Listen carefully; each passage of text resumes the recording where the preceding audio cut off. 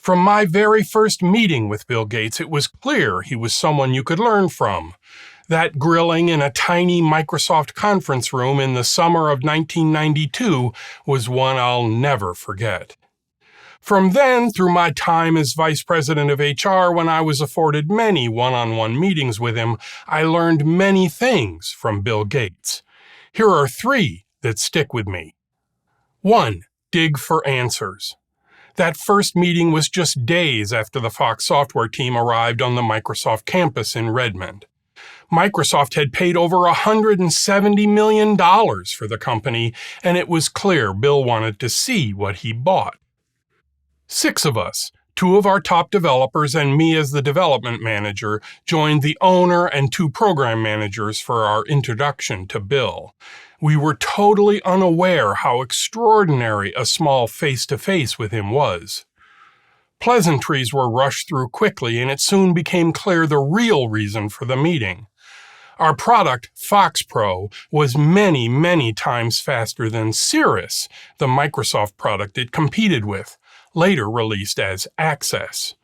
Bill wanted to understand why. He quickly figured out the developer responsible was Eric Christensen, a pure genius. Bill focused immediately on Eric, and what followed resembled a Star Trek mind meld.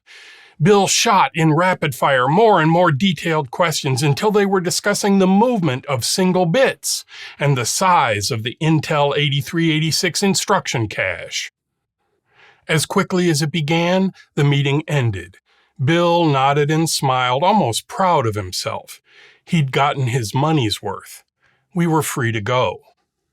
In the years that passed, I saw Bill do this same kind of exercise time and again. He was always curious, always wanted to understand, always drilling for more detail.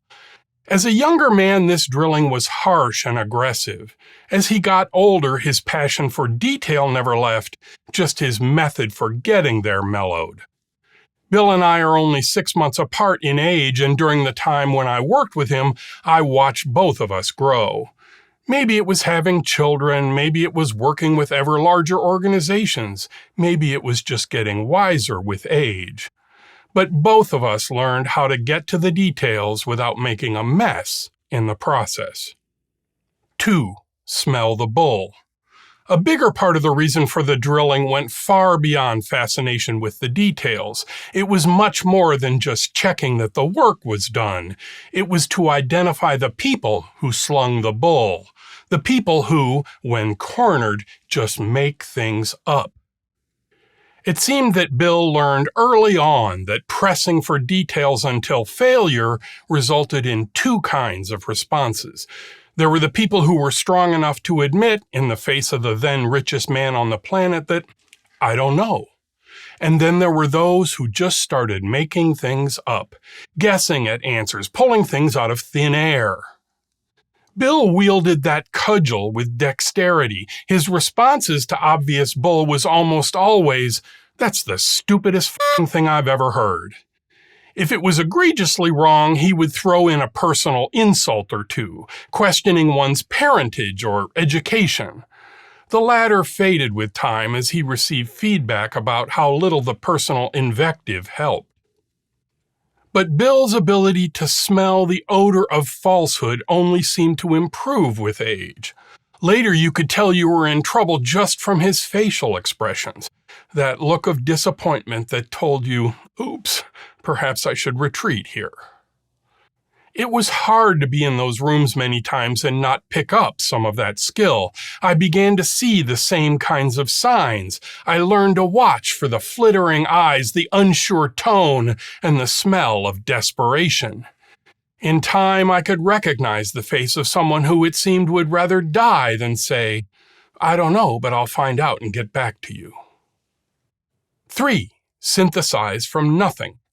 Bill's greatest skill, however, was his ability to see a mess and find the structure, to face a deeply complex set of facts and opinions and determine precisely the meaning in the stew, to synthesize clarity from a whole lot of nothing.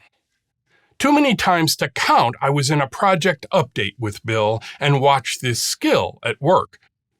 Teams would meet at least twice with him, once for the project kickoff to ensure things were headed in a good direction, one that made sense and aligned with the rest of the company, and they would meet shortly before release to confirm the objectives were met, mostly just a Bill stamp of approval.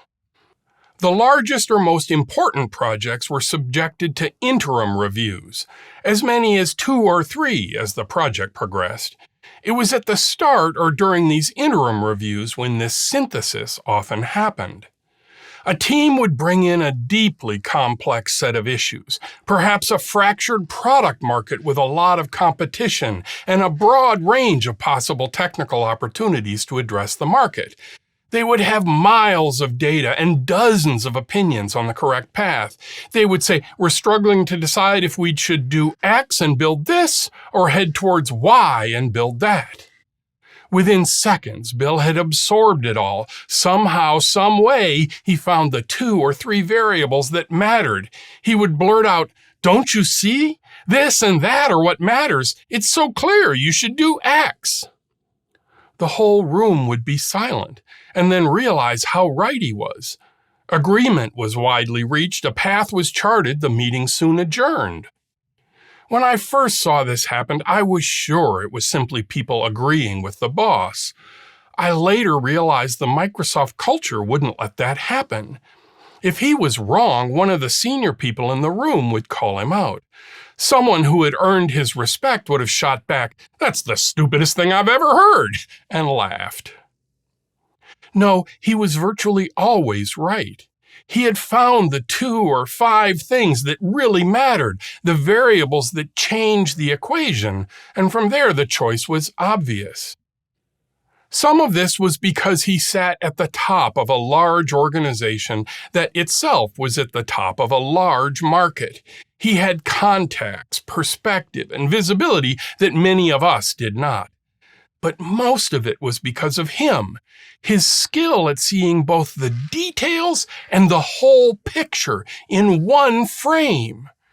His genius at figuring out what mattered and, more importantly, what didn't.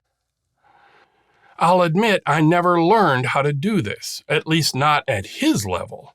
I just learned to admire it, and I was fortunate enough to be able to get one-on-one time with him to use it for myself and the various teams I led at Microsoft.